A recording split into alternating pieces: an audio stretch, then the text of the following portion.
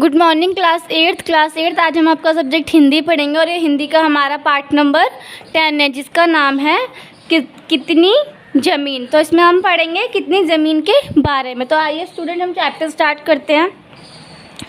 दो बहनें थीं। बड़ी बहन का विवाह कस्बे में एक सौदागर से हुआ था, जबकि छोटी बहन का विवाह देहात में किसान के घर हुआ था। बड़ी बहन छोटी बहन के घर आकर अपने शहर के जीवन की तारीफ करने लगी। देखो कैसे आराम से हम रहते हैं, फैंसी कपड़े और ठाट के सामान। वो मतलब कि जो बड़ी बहन है वो छोटी बहन के घर पे आके अपने रहन सहन की अपने मतलब कि अपने जहाँ पे वो रहते हैं वहाँ की तारीफ़ कर रहे हैं कि वहाँ पे हम कितने फैंसी कपड़े पहनते हैं और कितने ठाट के साथ रहते हैं। स्वाद के खाने पीने की चीज़ें और फिर तमाशे, थिएटर, बाग बगीचे। छोटी बहन को बात लग गई। मैं तो अपनी ज़िंदगी की तुम्हारे साथ अदला बदली भी ना करूं। हम सीधे साधे और रूखे से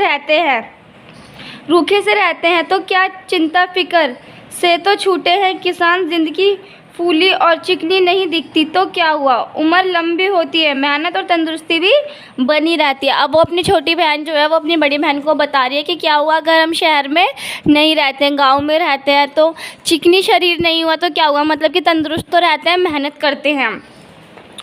छोटी बहन का पति दीना ओसारे में बैठा औरत की ये बातें सुन रहा था। उसने सोचा कि बड़ी बहन की बातें तो खरी हैं, बात आई गई होगी। एक दिन दीना घर के ओसारे में बैठा हुआ था। एक सौदागर उधर से गुजरता हुआ उसके घर आया। उसने बताया कि दरिया किनारे किलों में बस्ती है। मतलब कि एक सौदागर आया, वो उसको बस्ती के बारे में बता रहा है कि शहर झील के किनारे किलों में बस्ती है। वहाँ ज़मीन बहुत उम्दा है। उम्दा मतलब कि बहुत सस्ती है।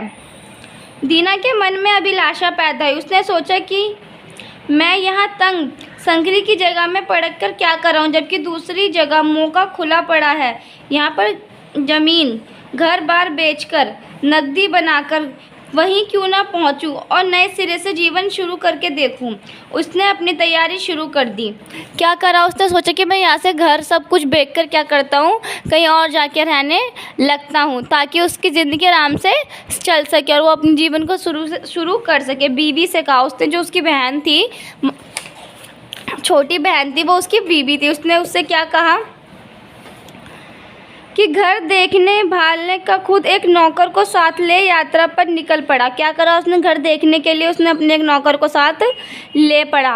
रास्ते में चाय के डिब्बे और उपहार और अन्य चीज़ खरीदी।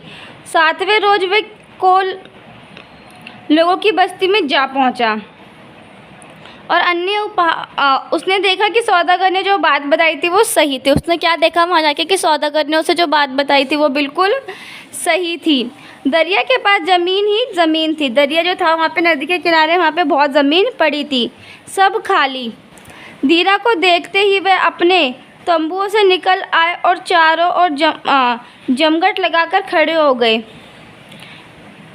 उनमें से एक दुभाषिया के माध्यम से दीना ने बताया कि वह ज़मीन की खातिर आया है। वह लोग बड़े खुश मालूम हुए। क्या हुआ, वहाँ के जो लोग थे जो तंबू में रहते थे वो अपने घर से बाहर आ गए। उन्होंने दीना को पूछा तो दीना ने क्या बताया कि वो यहाँ पे ज़मीन खरीदने आया है और ये बात सुनकर सब वहाँ पे खुश हो गए।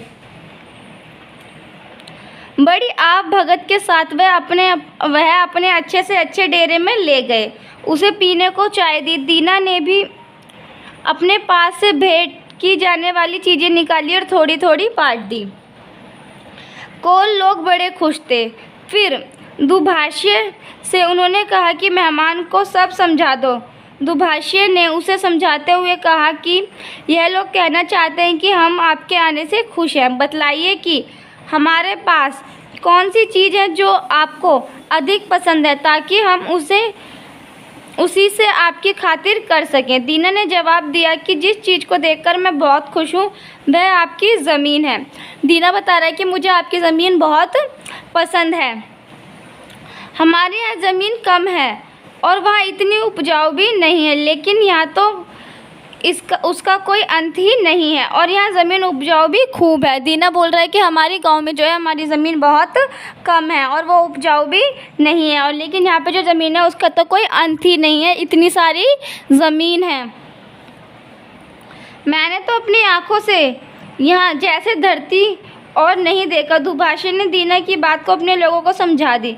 कुछ देर वे आपस में सलाह करते रहे। बातचीत चलती रही थी कि बड़ी सी बालदार टोपी पहने एक सरदार वहां आ पहुंचा। वह चुप होकर उसके सामने में खड़े हो गए। क्या हुआ? वहां पे एक सरदार आया और सब लोग उसे देखकर वहां पर चुप हो गए। दुभाषी ने कहा, ये हमारे सरदार हैं। दीना ने फौरन अपने सामान में से एक बढ़िया लबादा निकाला और चाय का बड़ा डिब्बा तथा अन्य चीज़ें सरदार को भेंट कर दी। सरदार ने भेंट स्वीकार की और अपने आसन पर आ बैठा।